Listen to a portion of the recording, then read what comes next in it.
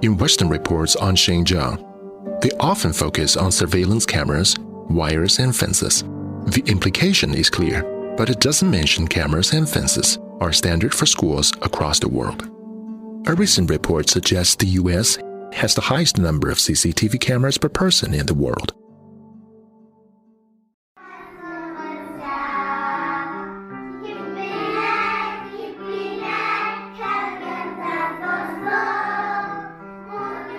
Would you have ever imagined that harmless kindergarten would be described by BBC as this kindergarten for the children of detainees? But we found that the children's parents live and work nearby and pick them up and send them off to the kindergarten every day. BBC says only Chinese should be spoken. But we see children switch languages between Mandarin and Uyghur at their will.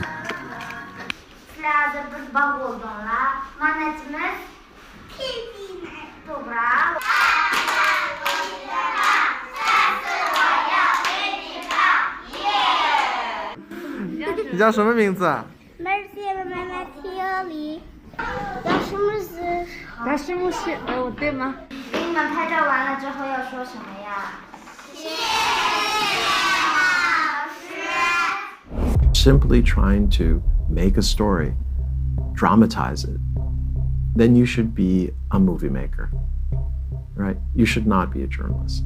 Journalism is supposed to report the facts and let people draw their own conclusions. But instead, what they're doing is they're imposing their own views. I meet many journalists here and they always say the same thing to me. Well, the editors don't like the positive stories because they don't sell news. So yeah, there's a lot more negative. You're really not trying to be a professional.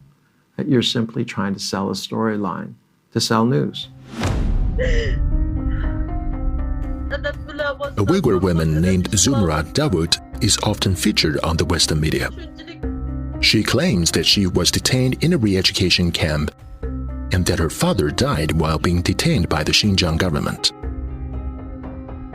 But we found Zumrat's brothers in Urumqi, and they denied her claims.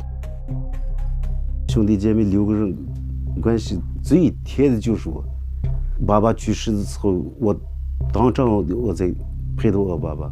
当时爸爸是因为什么去世？心脏病。去世之前。他岁数也是高龄，要84岁。您知道他没有去过，但是他又在外面说他去过，看这件事情。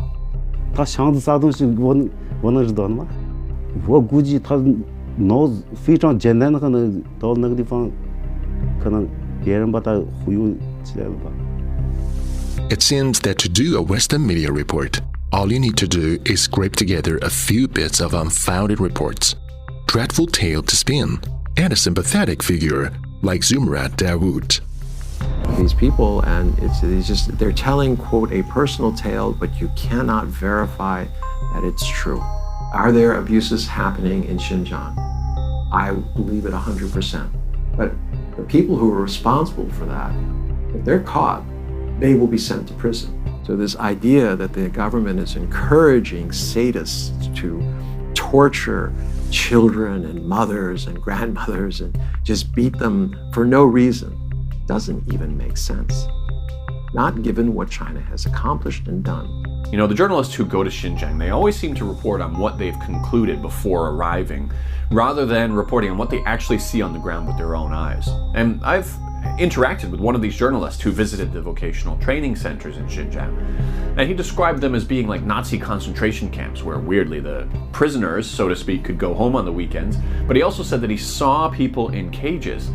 Now, this particular journalist produced a number of videos, so I asked him to point me towards the ones that would show this, and he kept dodging the question before finally admitting he didn't actually see people in cages. In a clothing factory in Hotan, we met with Tusunisa Ali.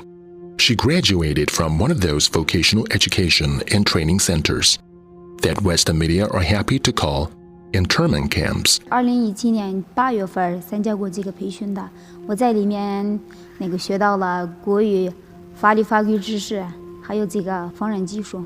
我是2019年3月份的时候就应聘过来在这上班的。刚来的时候，我就是像一个普通的员工，他们就慢慢的就发现我这个缝纫方面有技术，然后他们就让我当了一个小组长，技术师傅他们发现我有这个国语水平的能力，然后他们就让我当上了这个管理员，现在我就负责整个车间。这个国语提高会影响您的文化身份？维语是我的母语，我永远都不会忘记的。我学了就是多了一条路。我的宗教活动这个不会影响到我的工作的，因为我对自己有要求嘛。上班是上班，宗教活动就是宗教活动，两个都是分开的，不会掺和在一起的。As Tusnesa embraces her freedom of religion and opportunities, it can be hard to imagine the religious extremism in Xinjiang that has destroyed lives like hers. Bahagul Arkan's voice tightens when she begins to talk about her past. Çünkü ben özümüzün bir arzusu boldu da öykülük men toy qılmasam ata-anam tüdü bir xizmat qıysam, bir tamaq etpesem öykül hoş olsa dep menda özüm toy qığız kemmigen asası. She was only 14 when her father informed her that she was to be the seventh wife of the religious extremist in the village in Kashgar, Xinjiang. Toydan keyin bir xil qo'rqinchli qarang dunyoda yashagandek bir turmush kechirdim. Urutla pulqamni anglamak qilib qo'ygan ekan. Ro'y jihatdan o'zimizdagi besimchilik uchirgan erkinlik turmush yo'q. O'zimizdagi berib kelish turmush tahi yo'q. Madaniy kiyim-kechak tahi yo'q. O'zimizdagi madaniy turmush bo'lmagan ekan. From 1990 to 2016, Xinjiang was blighted by terrorist attacks in which hundreds of people were killed. Bahagul was one of the lucky ones. She found haven in a vocational education center in Xinjiang, a place that offers not only solace from those living in fear, but helps them build up work skills. Men mektepke 2018-yilda 10-ayda bardim. Men mektep bargancha sharoiti bek yaxshi ekan. Lekin o'zimniki davlatlar kasb özümüzdeki qonun bilimlerini o'rgandik. Qilgan qilmishi qonunsuz ekanligini bildim. To'y xati olmay turib, to'y qilganligimni qonunsuz ekanligini bilib. Bahagul now has a loving family and happy life. She is taking care of a neighbor's baby at home, a safer and easier job during the COVID-19 outbreak. Yet these efforts in China to tackle religious radicalization and help people like Bahagul caught in its grip has been demonized by Western media. A user of the video app TikTok, going by the name Holly915, was a community worker in Xinjiang. When her child visited her, she could meet her only briefly because of concerns over COVID-19. But the video was widely circulated on Western social media as proof that China was detaining people's various ethnic groups in Xinjiang. 在疫情期间，我们不是为了防疫，在社区给居民服务，将近40天没能见上孩子。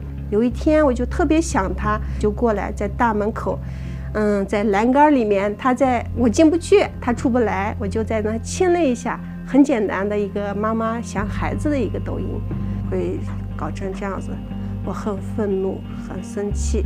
我爷爷到我们还有我们孩子都是生在新疆、住在新疆长大的，我们都是很团结的。The day before we left Xinjiang, we visited a tea house in the old city of Kashgar.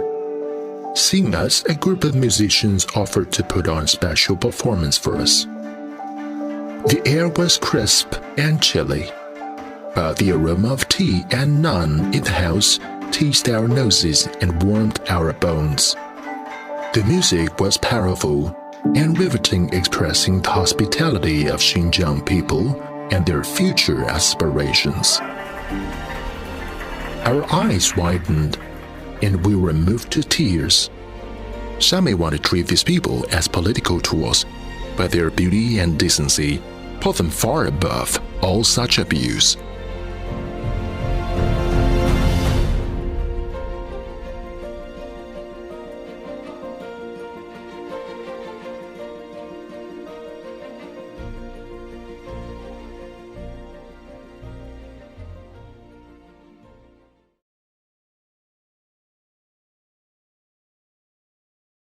抖音、